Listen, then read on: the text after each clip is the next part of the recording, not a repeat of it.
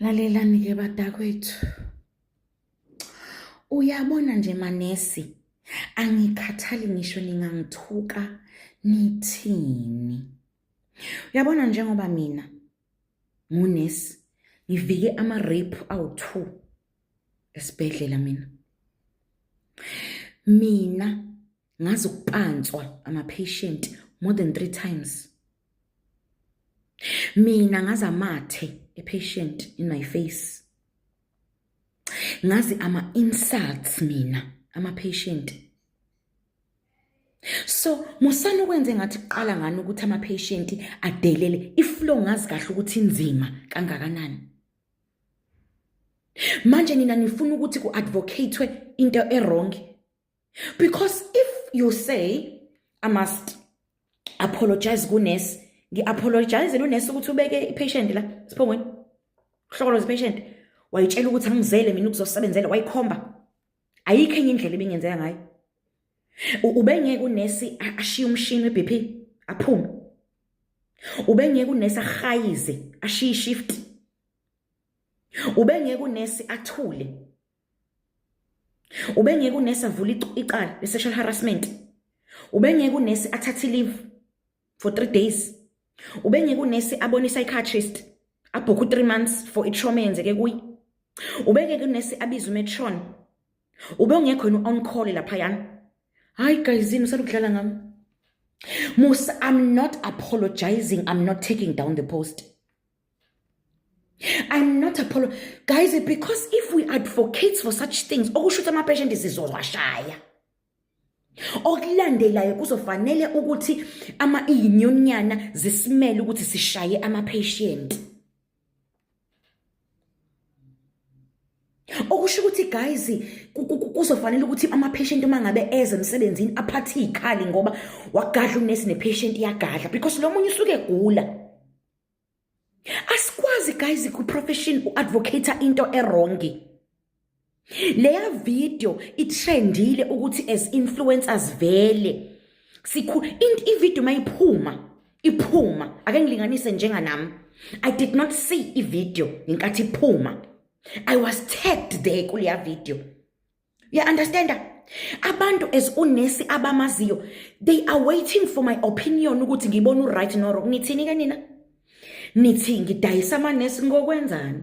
Nginidayisa ngokwenzani nginidayisa ngokuthini kodwa amanesi amahle. Bantwana baka, yayi kwafa umuntu ngale profession guys. Kwafa ingane yomfazi ngale profession. Kwafa Florence Nightingale. Guys, uma ngabe mina njengoba nithi ke ngidayisa amanesi as a powerful influence, okay, ake sithi for argument sake ngithe unesi right, bekuzokwenzakalani? Kushuthi ngamanye amazwi azikona promote ukuthi amanesi waqoba ama-patient ngenduku, ama-patient mawathifelwe. Ni wrong. Take accountability once. Ni wrong. And let me tell you something. Uyabona lapha ya Facebook, lapha engithuka khona, ngine-show akuwona ama-patient amanesi aka-private. Ngine-show ukuthi amanesi ababona uku-wrong kimi, amanesi aka-government, who do as they please kuma-patient.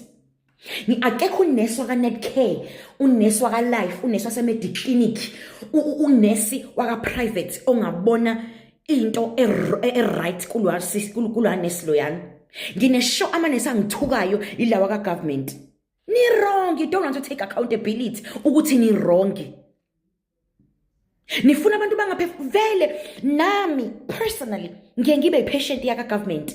Guys, niyeyisa vele. Niklaza vele. When are we gonna correct lokho ukuthi as nurses we need training ye-attitude? When are we gonna correct that as nurses we need training ukuthi we are not okay? If you are not okay as a nurse, hlala ekhaya. Uma ngabe ungasakwazi ukumela i-attitude ye-patient ukuthi yakudelela or whatsoever, sit home. You've got 30 days annual leave. You've got, I do not know, 30 days of sick. You've got even 3 months wokuthi nje awukho right la, uhlala ekhaya. Hayi nina musana ungenza ngathi noma we guys, ngisho ningaphethuka nithini, ngisho ningangithuka, ngisho ningathini, okusalayo I'm not taking it down, okusalayo I'm not apologizing. Unesi was wrong, finish and clear, akayizange zayisolve kahle. bekufanele ukuthi ashiye shift okungenani kucaca ukuthi shiye shift not ukuthi azakhomba indoda kanje ayikhombe athi angizele wena a woman ibile KZN woman ekhomba indoda asiye ukuthi patient bese nibona ukuthi as an influencer bengirong ukuthi ngidayisa amanesi ngeke anikho right nina kade aqinisile ama patient bangabethi amanesi aka government ena nina what do you mean really bekufanele ukuthi ngivumelane ukuthi awunesi inkosi yami unesi ube right ibile I did not even unesi ngimdayise lapha ngim-advise ngathi akayeke because vele lela qala leliyana ku difficult ukuthi alwine into enobufakazi and Westland siye head office hayi musana ukuganganini hayi kahleni guys let's learn to take accountability as nurses. Let's just learn to take accountability as nurses. We are rude. We've got the attitude. Yes, not all of nurses. We are rude. We don't want to take accountability, and we do ill-treat patients. Therefore, nursing council must intervene. We need trainings as nurses. That's when is Department of Health organizing izinto to treat us? Grooming attitude because patients will always be patients. Let me tell you, nisazothifelwa ngamathe guys ama-patient ayohleza ama-patient ngaqala i-training ama-patient ayivele kuhlaza ama-patient aseba vele mangabe ugula ukho right nawe ngisho uma uphethe umkhuhlane uba nenhliziyo encane how much more utshela ukuthi u-stage 4 cancer una 3 days ufe how do you expect lo patient ibe right ekhanda you are diagnosed with i-HIV uthelwe lo husband wakho kade u-right how do you expect lo patient ukuthi ibe right ekhanda uthi ma uqhamuka ukuthi awunesome kuhleke as if wena uba right uma ngabe uzindaba ezibuhlungu musana uba selfish guys musanje uba selfish namanesi nenze ngathi anifundile ibile most of you've got even like 7 bars nizokhuluma into khona abane cycle lapha ya midwifery khona ababa nizokhuluma into engathi anifundile ama patients if besibhedlela it's because they are not well. When you are well as a nurse, they depend on you. If kukuthi nurse was sexually assaulted or violated akavula icala. But that was a wrong way to attend icala.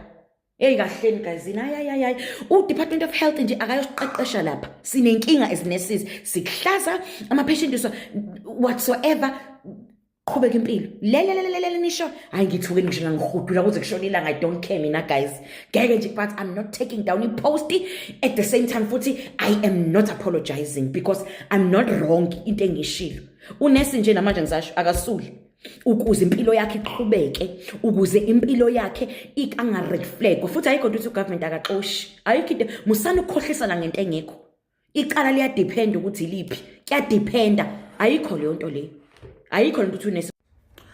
Okay, lalelani ke guys bathi abantu awusichazele beconfi ukuthi what is the difference ka private na ka government indaba kunomehluko kangaka.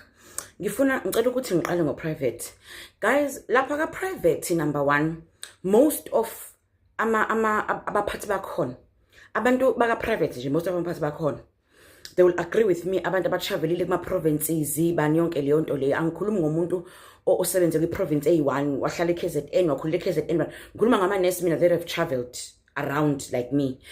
Abaphathi bakhona abelungu. Qale nje lapho ka private isikhathini esiningi you hardly get ukuthi body yakho mhlawumbe uCEO yakho umuntu omnyama you hardly amabhunu abelungu niyazi ukuthi kunjani bayacindezela.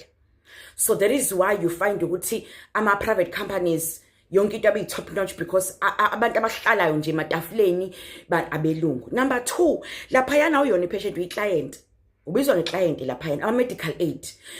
Into edala ukuthi ama nurse aka private kube ngathi mhlambe wona angcono noma mhlambe kube ngathi wona aniphatha kahle noma it's because they are forced not because it's in them. They are forced ukuthi ka private ixoshwana kalula. Ka private imetha ithi ingiyona iphethe ukuthi ixoshise kodwa umuntu axoshwe. Number 3 ka private unesi uthatha imali kodwa udokotela ne patient baletha imali kwikhampani. Hence there is why udokotela engaxoshwa ka private. Akulula ukuthi udokotela axoshwe unless mhlawumbe ngabe edla ama drugs into epersonal ekuye. Kodwa nje udokotela manje icase ka private akaxoshwe udokotela because uyena ufaka imali. Imagine mangabe kuthiwa iprocedure ye craniotomy it's 250k. procedure ye-craniotomy is 250K, uqaqa ikhanda nje lo muntu. So lo muntu isibhedlela sizogaina, I'm making an example, sizogaina because lo muntu ufaka imali, you understand? I-patient, i-medical aid, uyayizwa le nto le, ngenkathi wena uza ugule lapha uzokwenza i-laparotomy, isibhedlela siyagaina because it's a private company. So now kuyaphoqeleka ke now ukuthi unesi noma efundile, unesi noma ewazi ama-rights akhe, kodwa acindezeleke ama-rights akhe ngenxa ukuthi unesi lapha uyathatha imali kodwa akagainisi. There is why bengena, not exactly bengenandaba naye, kodwa there is why unesi ngena into because uyathatha wena from the company. Yabona lento le, but not because nabo they are better or because bayahlonipha or but it's because they are obliged. If you understand igama lika obliged, yabona, you are forced ngenxa yezimo. Otherwise nabo babantu, nabo banayo attitude, nabo badelela kodwa umuntu ukudelela ukushiya ekhaya ne-attitude because bani. Number 3, amanesi guys aka private ayahola kakhulu kunawa government. Yayibona leyo nto le.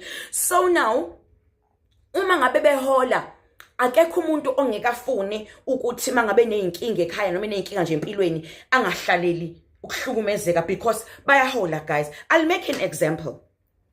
I'll make an example. How many years Nkosi yami ngiqale eUnitas? EUnitas ngale yaminyaka, ngale yaminyaka akanqeni ugovernment ukuthi athi i-entry level ka grade 1 u-RN mhlawumbe u22 noma mhlawumbe u19 u-take home. Asike lokho u-take home as in imali efika engena kweno bank. I'm making an example.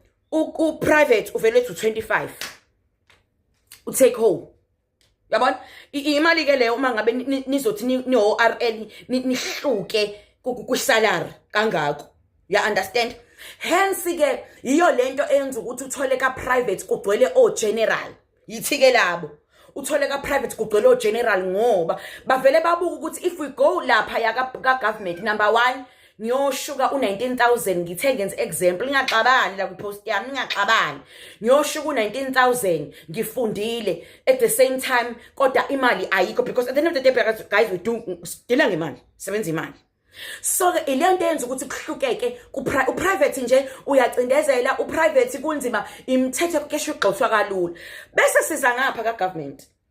Ka government guys i workload ka government kuyafukuzwa ma yiyo lento othola amanesi akhona ke eselihlaza enenhliziyo engwane nje ubabona nje la ku social media nje kwayizolo nje ubabona ku social media bebethi akaba ngiqede government bebethi abangihlafune sebephika nokuthi lento yokuthi mangithi ngeke balunga, ngeke vele balungi ngoba bajwayela i-comfort zone. You understand?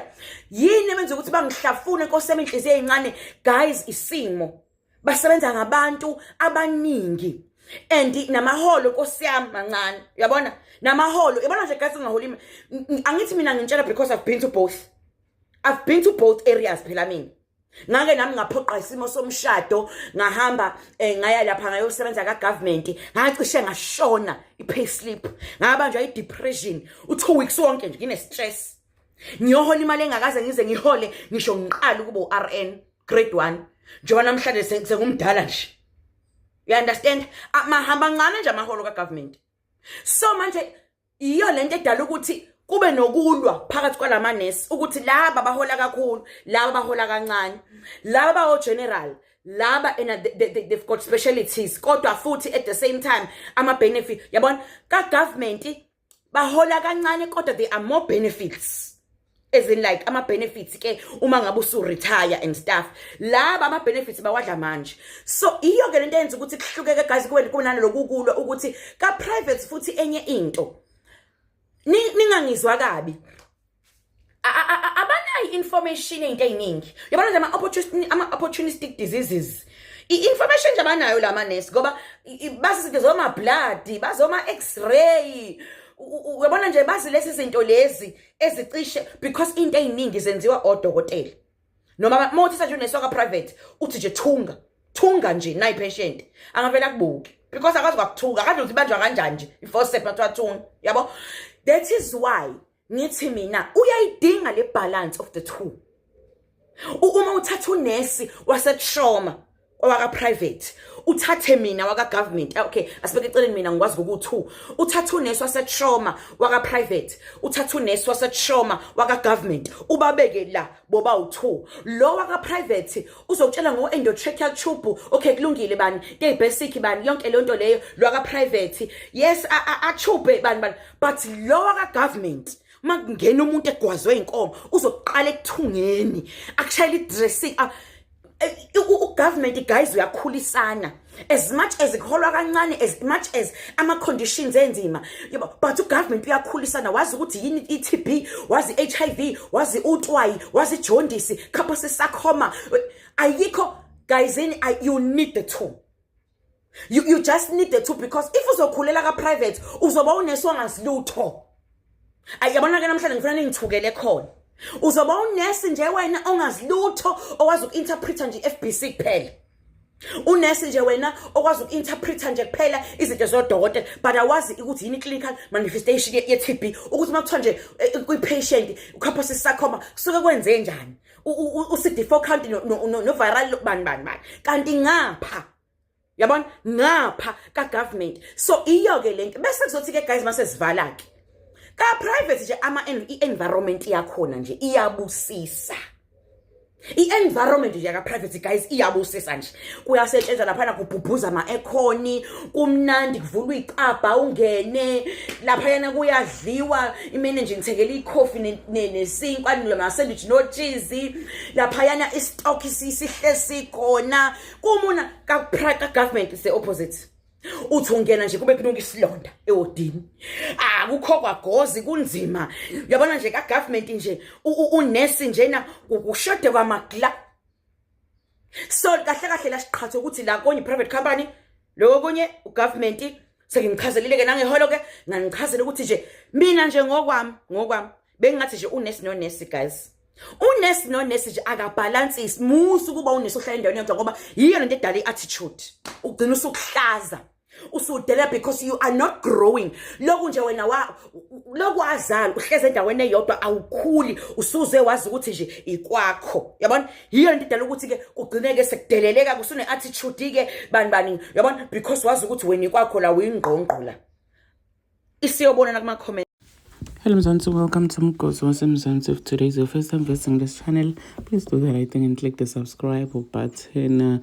Nanginesi thumela umlayedo to other nurses ngemva kokuthi kube khona ivideo le viral lapha enkundleni yokuxhumana la sibona khona nurse akhomba isiguli kabuhlungu ngabasitshela nokusitshela ukuthi akasebenzi sona. Lo nurse lona ukuthe bona silabaningi lapha enkundleni yokuxhumana ukuthi abayekele treata patients ngendlela lengekho right, and balabaningi abazange bayithande inkulumo yalo nurse because people are saying ukuthi ma patients ayagcelele, especially ma nurse, they were complaining about my patient ukuthi ahlezi abatzelela. Do comment your thoughts down in the comment section. Don't forget to hit the notification bell. I'll see you in the next one. I'm signing out. Goodbye.